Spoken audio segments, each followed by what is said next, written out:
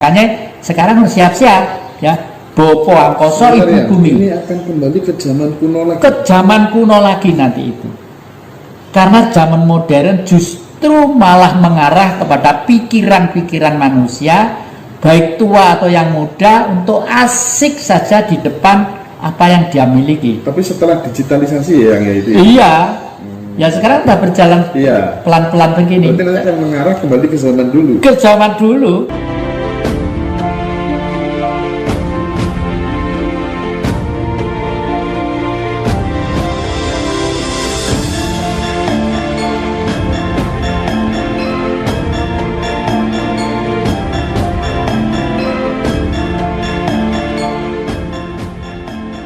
Karena sekarang ini menurut data kependudukan dunia, jumlah wanita itu berbanding berapa gitu ya, 7 berbanding 3 atau apa gitu ya, 7 wanita 3 laki-laki gitu ya. Ini akan membawa dampak situ, dan wanita bagaimanapun sudah menjadi tumpuan pertama bagi laki-laki untuk mengendalikan keluarga mereka masing-masing, baik itu dalam lingkungan sudah keluarga atau belum. Itulah. Ini makanya beberapa hal yang akhir-akhir ini saya cermati, saya merasa prihatin juga, meskipun orang lain kadang-kadang hati ini kelakuannya apa sih ngono kok ora gelem. Terus terang aja Mas ya, semenjak lokalisasi ditutup, ini saya tuh pergi naik mobil tuh nangis Mas. Karena apa? Banyak anak-anak tertentu di pinggir jalan hanya menunggu orang yang mobil lewat. Siapa tahu kalau ada yang menggunakan jasanya. Itu kan melas banget. Dari segi sosial kasihan, dari segi kesehatan juga bahaya. Tapi bagaimana? Saya sudah terlanjur menulis di dalam buku ini, kita harus melampaui zaman yang namanya sakit terhimpit sampai ke langit. Oleh karena itu, ayolah kembali ke dalam cari sendiri, yaitu sebagaimana Sang Buddha menata pribadinya, lalu hiduplah dengan semesta alam yang akrab. Dan ini sudah dilaksanakan di Elang Mojopahit dengan simbol Siwa Buddha yang pusaka Mojopahit saya simpen dengan baik, ada di sebelah sana itu. Siwa Buddha. Siwa itu angkasa, Buddha itu manusia yang sudah diberi kekuasaan hidup di bumi supaya menggali jati dirinya ke dalam, sehingga paham bahwa fungsinya itu adalah perwujudan Sang Maha Kuasa, bahwa sinar sudah diberikan kepada otaknya. Beradablah, hiduplah yang serasi, selaras, dan seimbang dengan budaya-budaya yang lain. Cintailah binatang-binatang, cintailah apa saja dan semua saja. Hukumnya adalah cinta kasih. Amerika blok barat misalnya, karena sudah menganut ideologi yang namanya kapitalisme. Kapitalisme itu backgroundnya adalah liberal, kebebasan manusia diberi kebebasan yang sebebas-bebasnya. Oleh karena itu di sana diberi hak untuk melaksanakan, untuk bagi orang yang sekaya-kayanya. Teorinya memang benar, tapi teori itu lupa bahwa orang yang mengabdi kepada material sekaya-kaya akhirnya akan menjadi binatang, lalu tega ekspansi, menjajah ke sana, menjajah kemari, dan lain sebagainya. Demikian juga komunisme. Komunisme itu semula dari kata komune, artinya himpunan. Di Cina penduduknya yang sudah 1,3 miliar, itu logis saja kalau dihimpun dengan kekerasan dan ketegasan. Kalau enggak ya waduh, nggak bisa membayangkan saya. Tapi karena butuh persaingan, lama-lama membentuk militer. Kapitalis membentuk militer, sana membentuk militer. Mesti membuat rudal, membuat senjata, membuat meriam dan sebagainya, dua-duanya. Targetnya apa? Menyelesaikan masalah hanya satu, dengan apa? Dengan perang. Perang itulah kekerasan. Kekerasan itu adalah kehancuran. Kehancuran inilah sebenarnya jalannya setan itu sendiri. Karena setan itu adalah manusia yang nafsunya tak terkendali. Nah, buku satu kontainer, buku kitab suci satu kontainer, dan buku ilmu politik 1 kontainer saya ringkes hanya jadi 1 lembar. Yang salut terhadap buku saya 1 lembar itu duta besar Rusia yang datang sendiri ke sini. Ya ini teori yang saya cari, bilang begitu.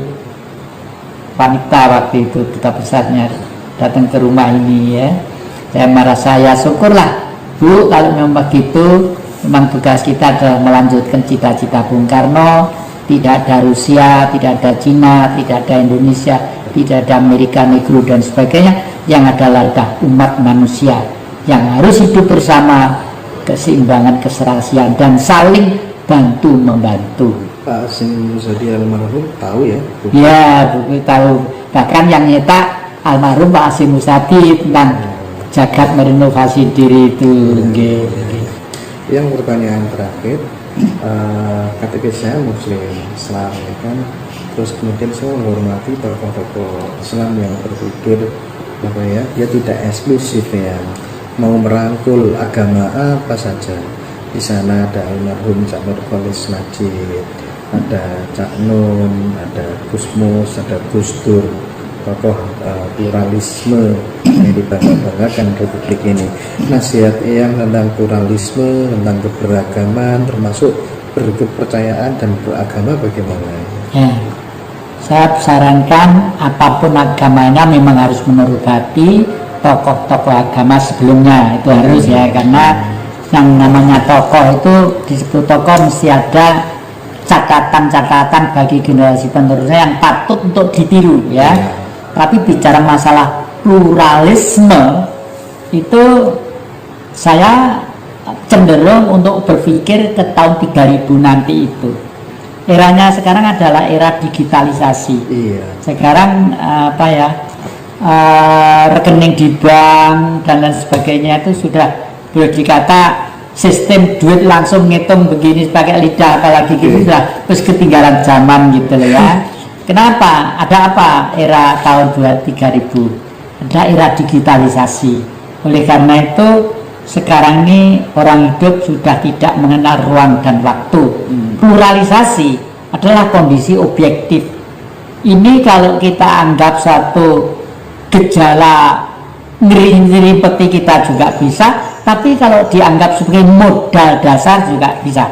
Kalau saya ini saya anggap modal dasar, karena kalau dianggap ini nyerimpeti kita, pasti ada primordialisme agama dalam tanda petik sentris tadi itu. Primordialisme. Nah, karena kalau sudah agama dalam tanda petik sentris itu tidak bisa bersaing dalam dunia global. Karena dunia global sudah itu teori politik pelaksanaan sekian ribu tahun yang lalu, relevansinya harus ada zaman yang akan datang. Oleh karena itu saya mengarah kepada yang muda-muda untuk paham tentang Tuhan itu teorinya apa. Agak aneh ini, sentral titik aktivitas minus. Titik itu apa? Titik Tuhan. Loh, titik itu Tuhan. Lah, Tuhan itu apa? Tuhan itu yang ngarang manusia. Pada waktu manusia sadar bahwa kita hidup, kita bisa sakit, kita bisa ini, bisa susah, kita bisa senang, lalu kita bisa menderita, baru manusia membuat istilah yang namanya Tuhan. Kalau diurai dengan bahasa Jawa, Tuhu Ono, sebenarnya ada. Jadi yang mengarang kata Tuhan itu manusia. Manusia, nggak mungkin kerbau ngarang Tuhan, sapi ngarang Tuhan. Bisa dibilang yang membuat, yang mengadakan kata Tuhan itu ya manusia. Manusia, ya. Kalau Tuhan nggak butuh perciptaan, nggak butuh ini, ya. Sang Maha Kuasa nggak butuh itu, ya.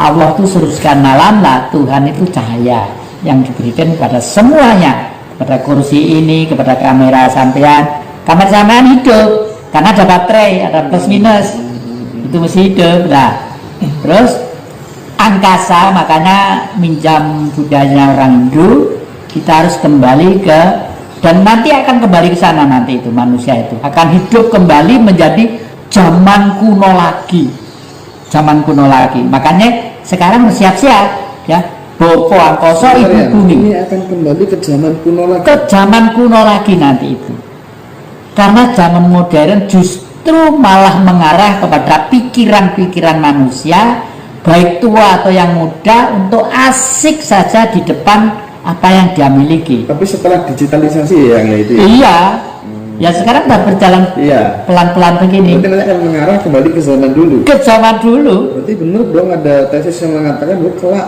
bank semuanya akan tutup. Nah, itu kan saya pernah dengar tuh, Cak Non mengatakan begitu. Iya. Kelak semua bank akan tutup, gitu Nah. kan? Berarti harus siap-siap ya, ya? Iya, Ya. harus siap-siap itu ya. Ya, jadi ya berbahagialah, mbok bakul pecel, mbok bakul lodeh, mbok bakul itu. Dengan itu minimal ada sirkulasi duit receh ya untuk kehidupan sehari-hari. Lah, duit receh itu karena sistem kapitalis tadi itu menghimpun duit ini sehingga kita menjadi seperti sekarang ini. Sekarang ini di Indonesia kalau dari sisi kacamata politik, negara yang liberal kapitalistis, diberi kebebasan kita sebebas-bebasnya, silakan mau bicara apa, mau ngomong apa, mau ngomong apa, mau ngomong apa, silakan, karena sudah zamannya. Tapi kebebasan ini di dalam kapitalistis, yang bisa ngomong kuat, pengaruh yang punya duit, yang enggak ya ndelosor di rumah. Ya untung corona datang, sehingga bisa menengok kembali ke belakang, menggali ke dalam supaya sadar. Pembersihan sedang terjadi ya, yang ya, dalam buku itu ya. Oke lah, ya terima kasih banyak atas waktunya. Mudah-mudahan panjenengan dibarengi sehat selalu ya, seger waras selamat, terus menjadi bapak yang bagi kita semuanya untuk menginspirasi teman-teman. Yes, terima kasih juga yang terakhir kepada Facebooker, khususnya yang keranjingan ngaji Roso. Saya termasuk keranjingan loh, enggak situs saya aja yang buka, karena didatangi Mas Indra itu orang-orang bijak semua. Saya rajin membaca dan mengikuti. Kalau ada kekurangan, kesalahan, mohon maaf sebesar-besarnya.